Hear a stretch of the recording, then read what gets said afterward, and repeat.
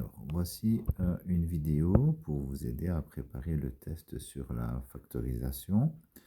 Ça va répondre aux questions que j'ai reçues ce week-end et en même temps, vous allez déjà voir comment à quoi correspond le contenu du prochain test.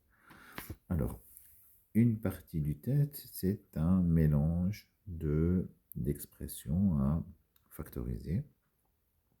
Et l'autre contenu, ce sont des exercices à trous qu'il faudra compléter et il faudra en même temps justifier. On l'a déjà fait oralement, mais on le fera par écrit dans les prochains cours.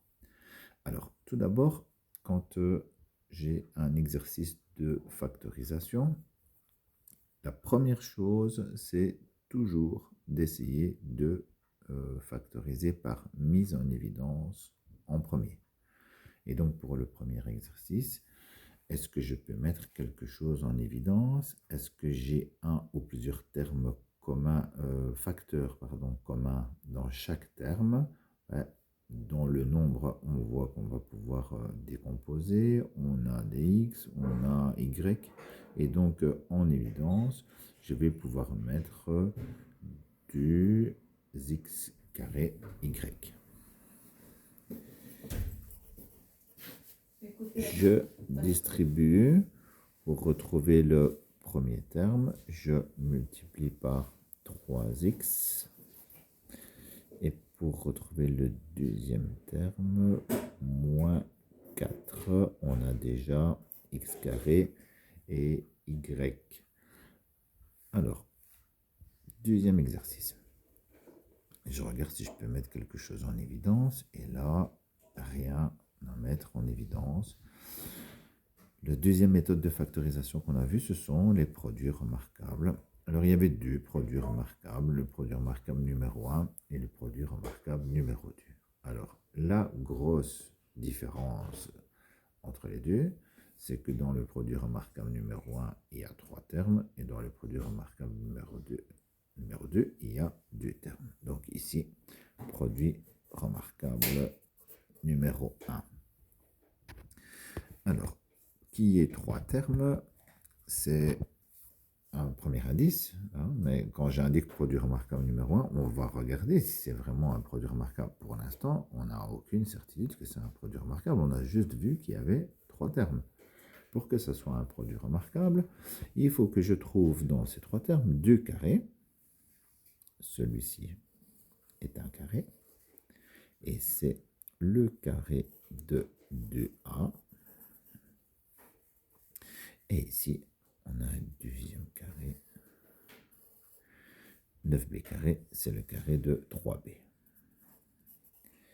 Alors, le signe, c'est le signe du double produit, mais on doit d'abord vérifier que ce double produit soit bien le bon. Donc ici, est-ce que j'ai bien 2 fois 2a fois 3b?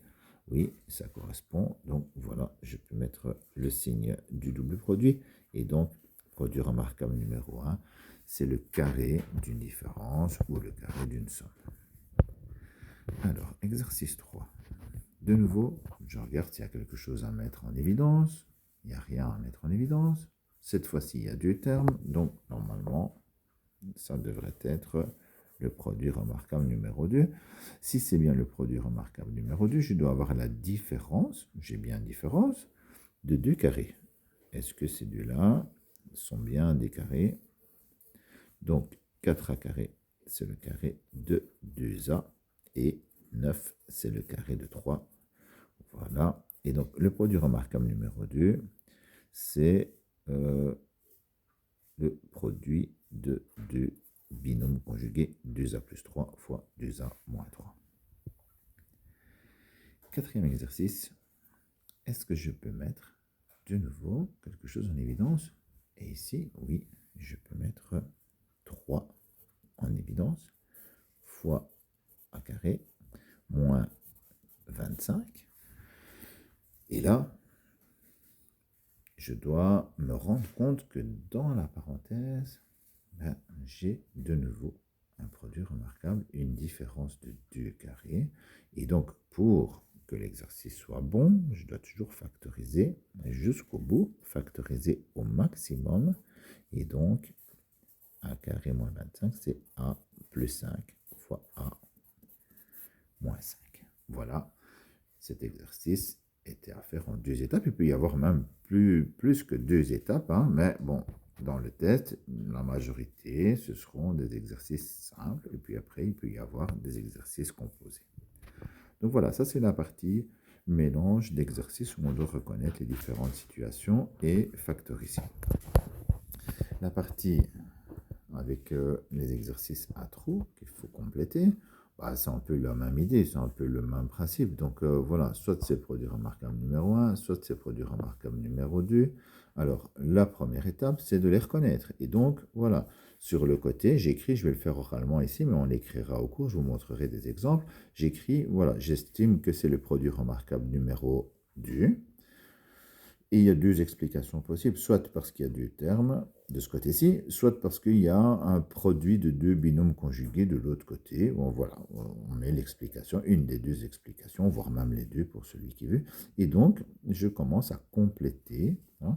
Ici, je vais retrouver le carré de 3y, donc j'écrirai le carré de 3y est 9y carré.